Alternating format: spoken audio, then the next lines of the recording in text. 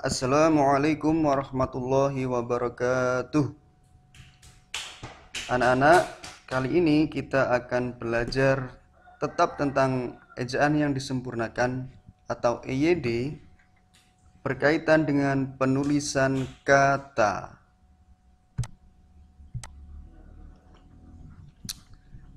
Pertama, kita mengenal bentuk kata dasar, kata turunan atau kata yang berimbuhan, ada kata ulang dan gabungan kata.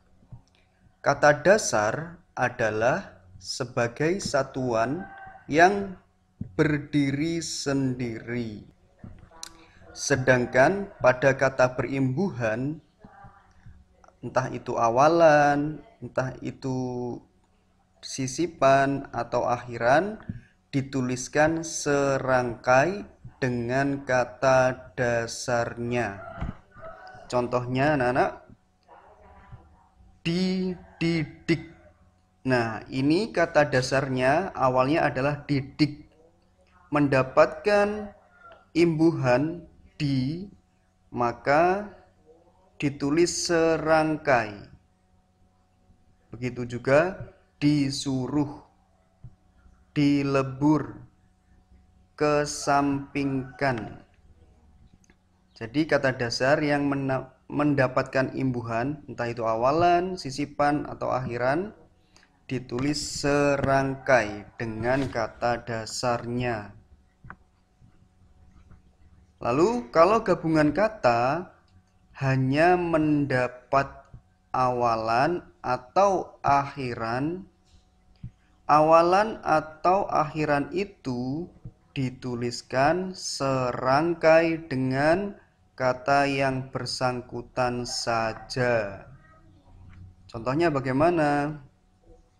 Gabungan kata ya yang dimaksud ya. Ini lipat gandakan. Ini kan gabungan kata dari lipat dan ganda.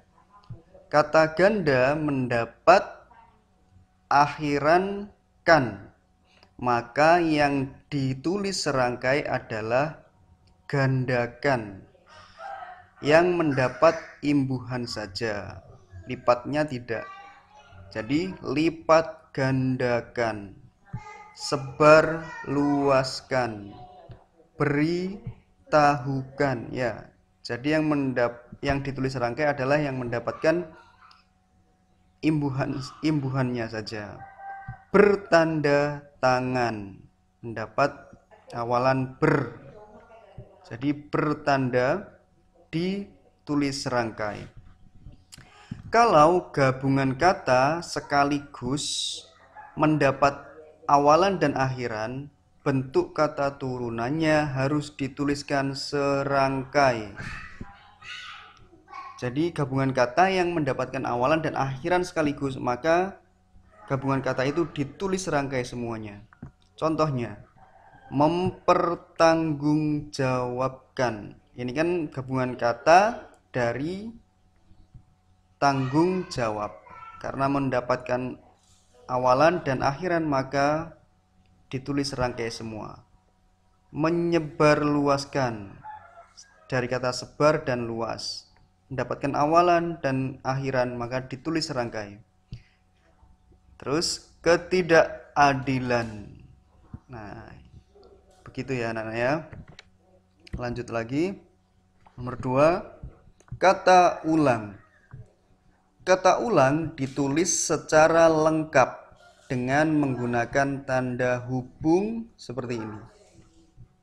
Jalan-jalan, dibesar-besarkan, gerak-gerik. Nah, ini intinya berfokus pada kata ulang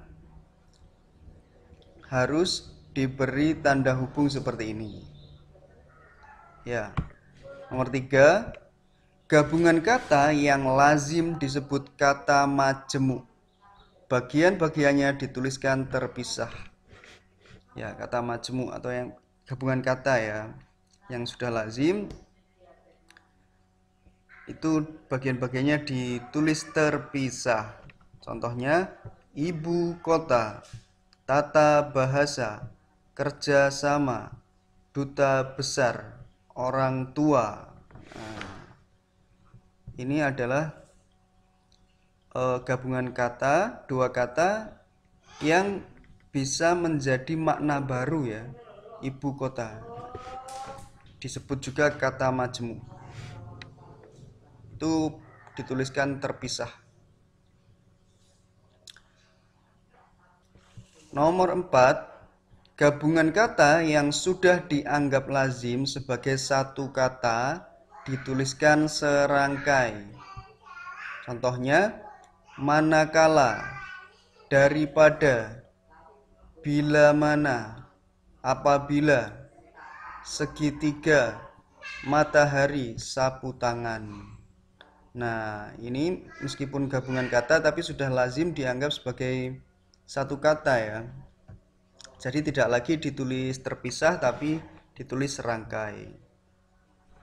Nomor 5, jika salah satu unsurnya tidak dapat berdiri sendiri sebagai satu kata yang mengandung arti penuh, unsur itu harus ditulis serangkai dengan unsur lainnya.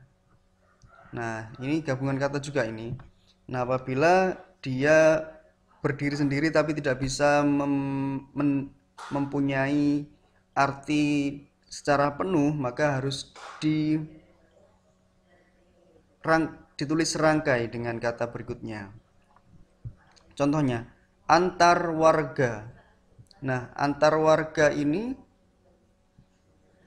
kalau hanya antar kan tidak bisa berdiri sendiri, tidak bisa mempunyai makna secara penuh. Maka harus ada antar apa? Antar warga, antar siswa, begitu kan? Jadi gabungan kata ini ditulis serangkai. Ekstrakurikuler, tuna netra, tuna wisma, mahasiswa, peribahasa. Jadi kategori ini harus ditulis serangkai. Nomor 6, unsur maha dan peri sebagai gabungan kata ditulis serangkai dengan kata berikutnya, kecuali jika diikuti oleh kata berimbuhan. Nah, ini berkaitan biasanya dengan penulisan kata ganti Tuhan ya. Kata maha diikuti esa ditulis terpisah walaupun diikat kata dasar. Ini pengecualian. Maha esa itu harus ditulis terpisah. Contohnya, semoga yang maha kuasa merahmati kita semua. Ini kata ganti Tuhan ya. Yang maha kuasa. Maha kuasa itu ditulis serangkai. Jika Tuhan yang Maha Esa mengizinkan, saya akan ujian besok. Nah, ini Maha Esa ditulis terpisah. Pengecualian yang ini tadi ya. Marilah kita berdoa kepada Tuhan yang Maha Penyayang. Nah, ini anak-anak mohon diperhatikan. Kenapa penyayang ditulis terpisah dengan Maha? Karena mendapatkan imbuhan. Maha Penyayang. Nah, tadi yang pertama ini yang Maha Kuasa, kuasa tidak ada imbuhannya, maka harus ditulis serangkai. Sedangkan penyayang ini mendapatkan imbuhan pe, jadi harus ditulis terpisah. Segala tindakan kita harus berdasarkan peri kemanusiaan dan peri keadilan. Ini juga mendapatkan imbuhan, maka harus ditulis terpisah. Itu anak-anak, lanjutkan. Nomor 7, kata ganti ku dan kau yang ada pertaliannya dengan aku dan engkau ditulis serangkai dengan kata yang mengikutinya.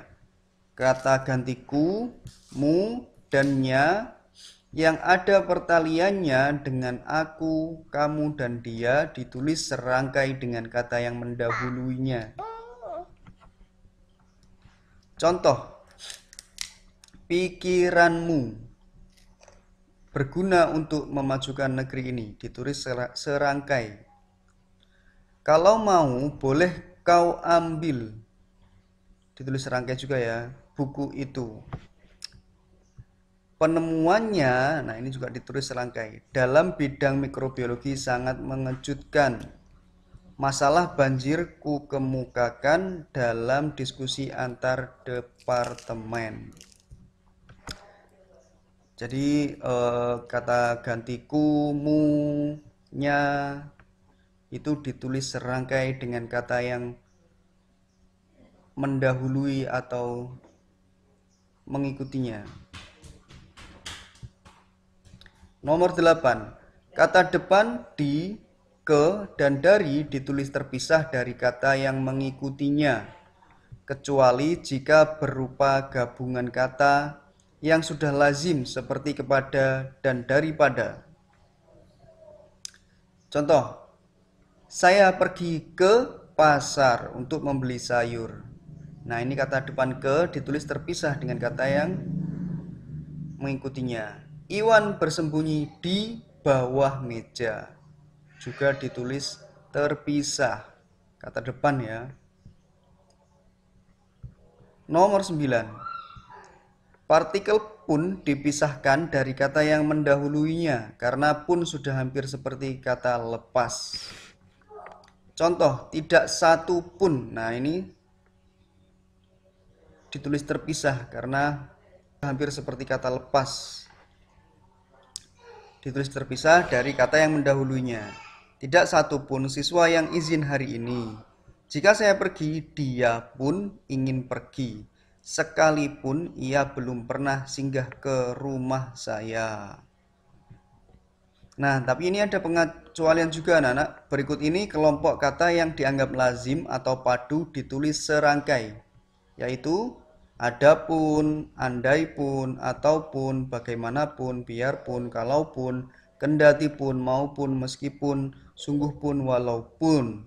Nah, kata-kata yang kita sebutkan tadi adalah sudah dianggap lazim, maka ditulis serangkai. Itu dia anak-anak materi kita tentang penulisan kata. Semoga anak-anak memahaminya. Terima kasih. Mohon maaf apabila ada kesalahan. Wassalamualaikum warahmatullahi wabarakatuh.